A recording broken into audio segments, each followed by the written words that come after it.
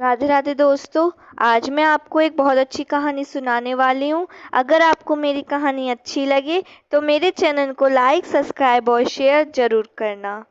सुबह का चाय नाश्ता निपटाकर थकी हारी सुधाजी अपने बेड पर लेटी हुई थी कि सामने पति की तस्वीर को देखकर सोचने लगी, आज 5 साल हो गए आपको गए हुए, और जैसे कल का ही दिन लगता है जब हम सब लोग आपस में एक साथ बैठकर हंसी ठिठोली किया करते थे। सोचकर ही उनकी नमी से उनकी आंखें धुंधली होती गईं। अच्छे भले तो थे आप। अचानक से कहने लगे कि दम घुट रहा है, हॉस्पिटल ले चलो। गाड़ी में ले जाते वक्त भी मेरा हाथ कसकर पकड़ा था उन्होंने, और हॉस्पिटल पहुंचने से पहले ही उनके हाथ की पकड़ ढीली हो गई थी और उनकी सांसें रुक गई थी। हार्ट अटैक आया था और चले गए मुझे छोड़कर। सुदाजी के हृदय की वेदना आंसुओं के जरिए बाहर आने लगी। वह लगातार उनकी तस्वीर को निहारती जा रही थीं। इतने में ही उनका इकलौता बेटा राजीव आया और बोला, माँ आज बहुत थकावट हो गई है। मेरा ऑफिस बहुत दूर है, आने जाने में ही रोज 2 घंटे चले जाते हैं। मैं सोच रहा हूँ कि ऑफिस के पास ही एक घर ले लूँ। तुम जैसा ठीक समझो बेटा, मुझे तो कोई एतराज नहीं है। तो माँ मैंने मकान देखा है एक। लेकिन लेकिन क्या बेटा, कोई परेशानी है क्या? हाँ माँ, 10 लाख कम पड़ रहे हैं। इतने में राजीव की पत्नी अनीता बोली, अरे तो क्या हुआ, माँ जी की जो एफडी पड़ी है उसे तुड़वाकर पैसों का इंतजाम कर लेते हैं। कोई बात नहीं बेटा, एफडी को जरूरत के काम के लिए ही हमने बनवाया था, सुदाजी बोली। माँ की बात सुनकर राजीव और उसकी पत्नी अनीता के चेहरे पर बहुत ज़्यादा खुशियाँ आ गईं। अगले दिन ही राजीव मिठाई का डिब्बा लेकर खुशखबरी के साथ आया। माँ, अनीता ये लो, मुंह मीठा करो, मैंने वह फ्लैट खरीद लिया है। हम 1 महीने बाद ही शिफ्ट कर रहे हैं। इस पर सुदाजी प्रसन्नता के साथ बोली, तो ठीक है बेटा, सारा सामान तो लेकर जाना ही पड़ेगा, तो इसलिए वहाँ शिफ्ट करने से पहले अपने इस मकान को बेच देते हैं। बेचना क्यों है माँ, आप तो यहीं रहेंगी ना? यह सुनकर सुदाजी की आंखों में आंसू आ गए। मैं यहाँ अकेली? माँ, वह फ्लैट बहुत महंगा है, इसलिए मैं तो केवल 2 बेडरूम वाला ही खरीद पाया। एक बेडरूम हमारा होगा और दूसरा बेडरूम तो मेहमानों के आने जाने के लिए भी चाहिए, इसलिए आपकी जगह तो वहाँ ना बन पाएगी। और फिर इतने बड़े घर में आप यहाँ आराम से रहेंगी। आप वहाँ उस नए माहौल में जाकर कैसे सब कुछ मैनेज करेंगी? आपकी सारी जान पहचान तो यही है, और फिर हम हर हफ्ते आपसे मिलने तो आते ही रहेंगे, और आप भी वहाँ कभी कभी आ जाना। संजीव की बातें सुनकर अनीता बहुत उत्साहित हो गई, जबकि सुधाजी के पास तो जैसे शब्द ही खत्म हो गए। उन्होंने उसके बाद कुछ नहीं कहा। उन्होंने अपने आंसुओं को मन के किसी कोने में समेटा और फिर एक फीकी सी मुस्कान के साथ सामान्य दिखने का नाटक करने लगी। सुधाजी के बेटे संजीव की शादी को अभी 6 ही महीने हुए थे और अभी तो जीवन सामान्य ढंग से ही चलने लगा था, लेकिन तभी सुधाजी को महसूस होने लगा कि उनकी बहू अनीता अलग रहना चाहती थी। अनीता ने कभी प्रत्येक रूप से इस बारे में बात तो नहीं की, परंतु अनीता के हाव भाव और संजीव की बातों से सुधाजी समझ गई थी कि वह दोनों अलग रहना चाहते हैं, जबकि उन्होंने हमेशा अनीता को अपनी बेटी जैसा ही स्नेह दिया था। उसकी गलतियों पर भी कभी उसको टोकती नहीं थी, उसके मनपसंद के पकवान बनाकर उसे खिलाती थी। उनकी अपनी कोई बेटी ना थी, इसलिए वह उसे बेटी के नाम का भरपूर प्यार देती थी। 1 महीने के अंदर ही संजीव और अनीता अपना सारा सामान लेकर नए फ्लैट में शिफ्ट हो गए। सुधाजी को आर्थिक रूप से कोई परेशानी नहीं थी। उनके पति सरकारी नौकरी पर उच्च पद के अधिकारी हुआ करते थे, तो उन्हें हर महीने पेंशन के रूप में भी अच्छी रकम मिल जाती थी। और फिर यह मकान भी 2 मंजिला था, तो ऊपर की मंजिल पर उन्होंने किराए पर रखा हुआ था। सारी धनराशि को मिलाकर सुधा जी का गुजारा आराम से चल सकता था, लेकिन बेटा बहू के जाने के बाद उनका अकेलापन अब उन्हें खाने लगा था। वैसे तो सुधा जी काफी हिम्मत वाली और शांत स्वभाव की महिला थी। इस सोसाइटी में वह 15 साल से रह रही थी। अब तो उनकी अच्छी खासी जान पहचान भी हो गई थी, लेकिन बेटा बहू के छोड़कर जाने के कारण वह अंदर तक टूट चुकी थी। महीने की 1 तारीख आई तो उनकी किराएदार नेहा किराया देने के लिए आई। सुधा जी को आवाज लगाने लगी तो देखा दरवाजा खुला था। नेहा अंदर चली गई। अंदर आकर देखा तो सुधा जी बिल्कुल निढाल हालत में बेड पर लेटी हुई थी। उनके दिल का अकेलापन उनके चेहरे की गहराई लकीरों से साफ साफ झलक रहा था। बालों में से सफेद बाल भी उनके सफेद हो गए थे। हमेशा बन ठन के रहने वाली सुधा जी जो आज बेहाल अवस्था में देखकर नेहा का दिल भर आया और बोली, आंटी क्या हो गया आपको? इस पर सुधा जी बोली, बेटा बिल्कुल अकेली हो गई हूँ ना, इसलिए बनने संवरने का दिल नहीं करता। अब तो ये हालत हो गई है कि खाना बनाने का भी दिल नहीं करता और ना ही कुछ खाने को। तो लगता है कि जैसे बीमारियां ही शरीर को घेरने लगी हैं। नेहा बेहद खुशमिजाज स्वभाव की लड़की थी। 2 बेटे का पालन पोषण करते हुए भी वह अपने लिए समय निकाल लेती थी। सुधाजी को देखकर कहने लगी, आंटी ऐसे तो नहीं चलेगा, आप कल सुबह 6 बजे तैयार रहना। मैं रोज सुबह योगा क्लास में जाती हूँ। कल आपको भी स्कूटर पर बैठाकर ले जाऊंगी। और हाँ, कोई बहाना नहीं चलेगा। सुधाजी ने योगा क्लास के लिए हामी भर दी। योगा क्लास शुरू करने के बाद से सुधाजी चुस्त दुरुस्त रहने लगी। नेहा तो उन्हें ब्यूटी पार्लर भी लेकर जाना चाहती थी, परंतु बेटा बहू और अन्य रिश्तेदार क्या कहेंगे, यह सोचकर उन्होंने ब्यूटी पार्लर जाने से मना कर दिया। कुछ समय बाद सुधाजी की बहू अनीता ने बेटे को जन्म दिया। संजीव सुधाजी को कुछ दिन पहले ही अपने घर लेकर आ गया था। अनीता के माता पिता तो विदेश में अपने बेटे के पास ही रहते थे, लेकिन सुधाजी ने नवजात की देखभाल खूब अच्छे से की। जब उसका पोता 1 महीने का हो गया तो संजीव उन्हें वापस छोड़ गया। अपने पोते को छोड़कर जाते हुए उनका दिल भारी हो रहा था। वह उसके साथ एक जुड़ाव महसूस करने लगी थी। कभी कोई त्योहार होता या कोई अन्य अवसर होता तो उनका बेटा आकर उन्हें ले जाता था और वह भी खुशी खुशी चली जाती थी। और उनके घर जाते ही वह दोनों किचन का सारा खाना और सारा काम उनके कंधों पर डालकर खुद शॉपिंग करने निकल जाते थे। जाते जाते उनसे कई चीजें बनाने की फरमाइश भी करते जाते थे। अपने बेटे को भी दादी के पास ही छोड़ जाते थे। पोते को संभालने के साथ साथ सारा काम करते करते उनकी हालत खराब हो जाती थी। जब काम खत्म हो जाता था तब संजीव उन्हें वापस अपने घर ही छोड़ जाता था। इस दीपावली पर भी संजीव अपनी माँ को अपने घर ले गया। उनकी बहू अनीता ने उनसे तरह तरह के पकवान बनवाने को कहा।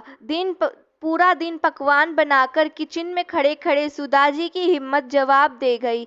आखिर उन्हें बुखार चढ़ ही गया और वे कुछ समय के लिए लेट गई तो अनीता ने संजीव को धीमे स्वर में कहा, आप माँ जी को उनके घर वापस छोड़ आइए। सारी मिठाइयाँ और पकवान तो बन ही गए हैं, अब तो अपने घर जाकर आराम कर लेंगी। बुखार से तपती सुधाजी के कानों में एकाएक आवाज पड़ी, माँ उठो, ये बुखार की गोली खा लो और चलो, आपको घर छोड़ आता हूँ। संजीव के ये शब्द कानों में पड़ते ही सुधाजी का मन पत्थर सा हो गया। सोचने लगी, अपनी ही कोख से जन्मा मेरा एक लौता बेटा दिवाली की शाम को मुझे घर में अकेले छोड़ने के लिए जा रहा है, और वो भी तब जब मेरी ये हालत है। उन्हें सारे रिश्ते मोह माया से लग रहे थे और सोचने लगी कि कब तक मैं बेटा बहू के हाथों मूर्ख बनती रहूंगी? अगर उन्हें मेरी जरूरत नहीं है तो फिर मुझे बुलाते ही क्यों हैं? घर पहुंची तो नेहा बाहर निकल कर आई और देखकर हैरान रह गई। यह क्या आंटी, आप तो अपने बेटे के घर दिवाली मनाने गई थी, फिर आपके यहाँ कैसे? और आपके बेटा बहू कहाँ हैं? सुधाजी केवल इतना ही कह पाई, अपने घर। ऐसा कहते हुए उनकी नजरों में उदासी के भाव नेहा ने भाप लिए थे। उसके बाद उसने कुछ नहीं पूछा और उनके पास दिवाली की तैयारियां करवाने आ गई। उनका सारा घर संवारा, उनकी बालकनी को भी रोशन कर दी। फिर कहने लगी, आइए आंटी एक साथ लक्ष्मी पूजन करते हैं। लक्ष्मी पूजन के बाद नेहा थाली में खाना लेकर आई और जबरदस्ती उन्हें खिला दिया। इतना अपनापन और मोहार देखकर सुधाजी की आंखें आंसुओं से भर आईं। यही प्यार और अपनापन तो वह अपने बेटा बहू से चाहती थी। बेटा बहू के घर की कड़वी यादें सुधाजी के मन में काफी दिनों तक बनी रही। कई दिन बीत गए, लेकिन ना तो संजीव ने फोन करने की जरूरत महसूस की और ना ही बहू ने हालचाल जानने की कोशिश की। एक दिन शनिवार को सुधाजी ने अपने बेटे को फोन किया और उनसे मिलने की इच्छा जताई तो संजीव ने कहा, माँ आज मैं बिजी हूँ, हम लोग कल आएंगे। अगले दिन रविवार को सुधाजी सुबह की पहली किरण के साथ उठ गई और जल्दी उठकर अपने बच्चों के लिए खाना बनाने में जुट गई। अपने बेटा बहू और पोते से मिलने के उत्साह इतना था कि चुस्ती से सारा काम करने लगी। पकवान बनाकर रख दिए, लेकिन सुबह से शाम हो गई। सुधाजी उनका इंतजार करती रह गई, लेकिन वह नहीं आए। सुधाजी मन ही मन सोचने लगी, कल भी बच्चों ने ना आने का बहाना करके अभी मना कर दिया और आज वादा करके अभी तक नहीं आए हैं। उनकी उदासी अब चरम सीमा पर थी। फिर एक उम्मीद के साथ उन्होंने एक नज़र फोन पर डाली, यह सोचकर कि शायद बच्चों ने कोई फोन किया हो और वह ना उठा पाई हो। एक भी फोन नहीं आया था। इतना भी समय नहीं था उनके पास कि अपनी माँ को याद ही कर ले। इस ख्याल से ही उनकी आंखें भर आईं। कितनी अकेली हूँ मैं, क्यों भगवान ने मुझे इतना अकेला कर दिया? कहते हुए वे फूट फूट कर रो पड़ी। कुछ दिनों से वह उखड़ी उखड़ी से रहने लगी थी। नेहा उनकी उदासी का कारण अच्छी तरह से जानती थी। एक दिन योगा क्लास में जाते हुए नेहा ने सुधाजी से कहा, आंटी हमेशा एक जैसे जीवन जीने से बोरियत होने लगती है। क्या आपको नहीं लगता कि आपको जीवन में कुछ नया करना चाहिए, कुछ ऐसा करना चाहिए जो आपको सच्ची खुशी दे सके? क्या मतलब है तुम्हारा नेहा? आंटी आप हम लोगों के साथ किटी क्यों नहीं ज्वाइन करती? हर महीने 2 बार सोसाइटी की सभी लेडीज की किटी पार्टी रहती है, उसमें हम जमकर मस्ती धमाल करते हैं और गपशप मारते हैं। आज शाम के लिए भी किटी पार्टी प्लान की गई है। अरे नहीं बेटा, अब कुछ ऐसा करूंगी तो लोग कहेंगे बूढ़ी गोड़ी लाल लगाम। ऐसा कहते हुए सुधाजी ने नेहा की बात को टाल दिया। जब घर लौटी तो सोचने लगी कि नेहा ने जो कहा उसमें गलत तो कुछ भी नहीं है। सोचते सोचते आईने के सामने बैठ गई और स्वयं को आईने में देखकर सोचने लगी, यह कैसी हालत बना ली है मैंने अपनी, मैं तो ऐसी कभी ना थी। अचानक उनके मन में कुछ ख्याल आया और चेहरे पर एक मुस्कान आ गई। अपना पर्स उठाया और बाहर चली गई। करीब 2 घंटे बाद आत्मविश्वास भरी मुस्कान लिए घर लौटी और नेहा को फोन करके किटी ज्वाइन करने का इच्छा जताई। किटी पार्टी पर ले जाने के लिए नेहा जब सुधाजी के पास पहुंची तो उन्हें देखकर हैरान ही रह गई। सुधाजी ने अपने बालों में हेयर कलर करवाया हुआ था और हमेशा हल्के रंग की कॉटन की साड़ी में रहने वाली सुधाजी आज बढ़िया सी सिल्क की साड़ी पहने हुए थी। गजब की सुंदर दिख रही थी। आज सुधाजी उन्हें देखते ही नेहा बोली, वाह आंटी आप तो कमाल लग रही हो। यह हुई ना बात। नेहा के साथ सुधाजी ने भी किटी ज्वाइन कर ली। यूँ तो सोसाइटी की सभी लेडीज के साथ सुधाजी की पहले भी बोलचाल थी, लेकिन अपने लिए स्पेशल टाइम निकालकर सबके साथ मिलना जुलना सुधाजी को बहुत अच्छा लग रहा था। सुजाजी किटी पार्टी की रौनक बन गई थी। इसके साथ ही वह अपना भी पूरा ध्यान रखने लगी थी। अब वह खुशी रहने लगी थी। उन्होंने जिंदगी को सही मायने में जीना शुरू कर दिया था।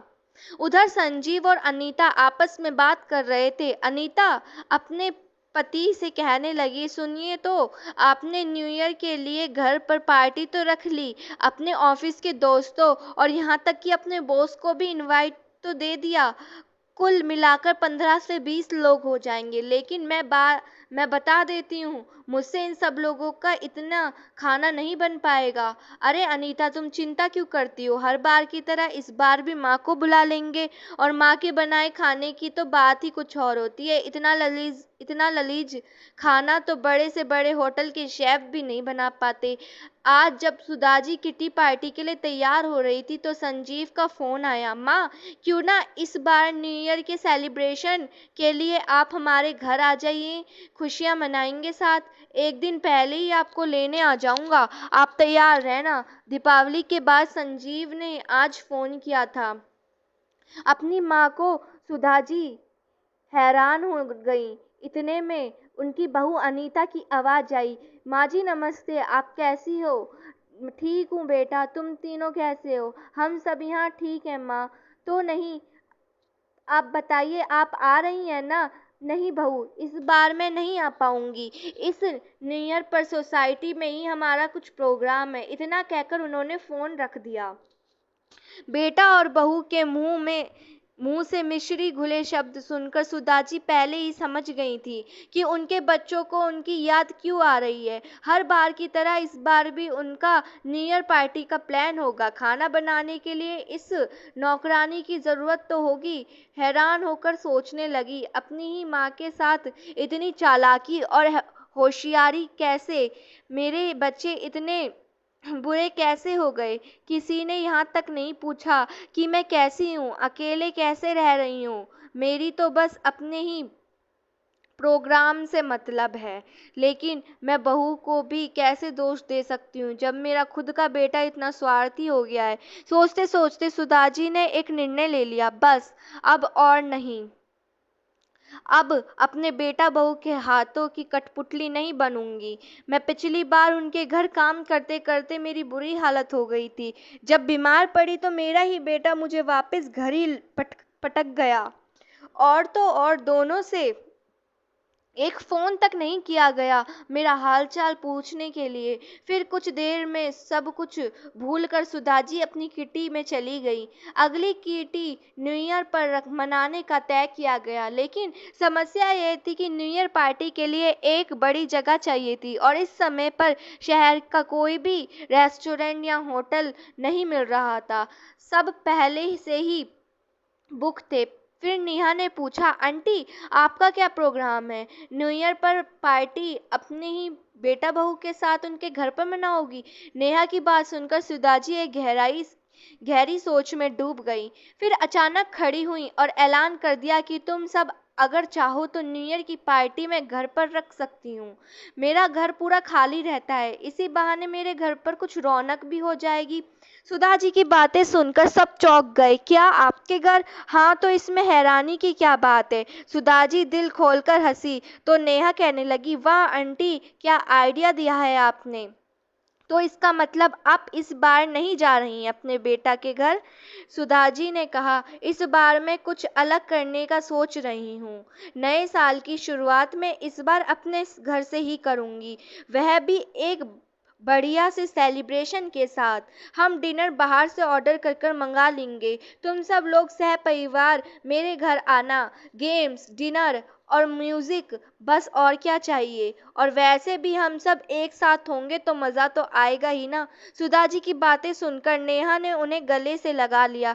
क्या बात है आंटी, आपने तो सारी समस्या खत्म ही कर दी। इतने में किटी की दूसरी मेंबर सुनीता कहने लगी, आंटी, आप किसी चीज का लोड मत लेना, डिनर मंगाने की जिम्मेदारी हमारी रहेगी। इस पर सुधा जी ने कहा, अरे न्यू ईयर ही क्यों, तुम कोई भी पार्टी मेरे घर रख सकते हो, मेरा घर खाली है, तुम लोगों के साथ मुझे भी अच्छा लगेगा। और फिर इतना बड़ा घर खाली पड़ा है, इससे अच्छा उपयोग कौन और कहाँ होगा मेरे घर का। किटी पार्टी की सारी मेंबर्स जोश में आ गईं और फिर पूरे उत्साह के साथ प्लानिंग बनाने लगीं। उधर संजीव और सुनीता माँ के मना कर देने पर परेशान हो गए। खाना पकाने के लिए कुक को बुलाने का सोचा तो न्यू ईयर के दिन के लिए कोई कुक भी नहीं मिल पा रहा था।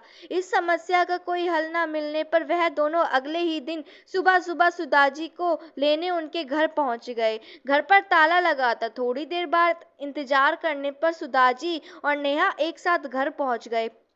अपनी सासू माँ को ट्रैक सूट में देखकर अनीता तो उन्हें देखती ही रह गई। तो संजीव ने पूछा, माँ आप सुबह सुबह कहाँ गई थी? बेटा मैं रोज सुबह ही योगा क्लास में जाती हूँ, अपने आप को थोड़ा फिट भी रख लेती हूँ और दिल भी बहला जाता है।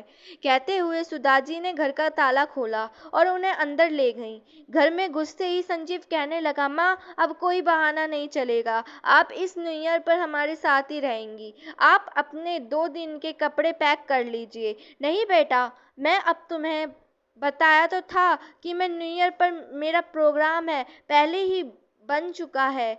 लेकिन माँ आपको क्या प्रोग्राम हो सकता है इस उम्र में, अकेली तो हैं आप। संजीव झुंझलाते हुए कहने लगा, नहीं बेटा अब मैं अकेली नहीं हूँ, बहुत से लोगों का साथ है मेरे पास, अपनी किटी की फ्रेंड्स के साथ मेरी न्यू ईयर पार्टी है, तो मैं उसी में बिजी रहूंगी। किटी का नाम सुनते ही अनीता का मुंह खुला का खुला ही रह गया और संजीव गुस्से से बोला, माँ यह आप क्या कह रही हैं? आपका दिमाग तो ठिकाने पर है? इस उम्र में किटी पार्टी कर रही हैं? लिहाज क्या होता? अरे बेटा, उम्र के बारे में तो सोचना ही भूल गई हूँ। किसी समय फुर्सत मिलेगी तो सोचूंगी इस बारे में, लेकिन अभी नहीं। अभी मैं तो केवल इतना जानती हूँ कि मेरी भी जिंदगी है, जिसे मैं अभी अभी जीना शुरू किया है और मैं इससे किसी के घर की नौकरानी बनकर तो व्यर्थ नहीं गवा सकती। इतना सुनते ही संजीव और सुनीता की आंखें खुली की खुली रह गईं। फिर संजीव ने अपना सुर बदल लिया, लेकिन माँ न्यू ईयर जैसा खास मौका तो अपने लोगों के साथ बनाना चाहिए। इस मौके पर आप हमसे दूर रहेंगी, हमें दूर तो अच्छा नहीं लगेगा। बेटा अब तो मुझे इस बात की भी आदत हो गई है और अपने लोगों की बात कर रहे हो। हाँ तो नेहा है ना मेरे पास, अपनों से भी ज्यादा ख्याल रखती है वो मेरा। अभी उनकी बातें चल ही रही थी कि डेकोरेशन वाले सुधा जी के घर पर सजावट करने के लिए आ गए। उन्हें देखकर संजीव और अनीता हक्के बक्के रह गए। माँ ये सब क्या है? अरे न्यू ईयर की पार्टी है तो वह पार्टी मैंने घर पर ही ऑर्गेनाइज की है। माँ आप ऐसा कैसे कर सकती हैं? आपने तो घर को पार्टी हॉल बनाकर रख दिया है। संजीव झुंझलाते हुए बोला, बेटा तुम शायद भूल गए हो कि तुम इस घर को और मुझे बहुत पहले समय ही छोड़कर जा चुके हो। अब यह घर केवल मेरा है, मेरी जिंदगी में और इस घर में अब यही है, मैं जो चाहूंगी वो करूंगी, अब मैं इनकार नहीं करूंगी। इतना कहते ही सुधाजी पार्टी की डेकोरेशन और अन्य तैयारियों में व्यस्त हो गईं और अनीता और संजीव हैरानी के साथ एक दूसरे का चेहरा देखते रह गए। धन्यवाद।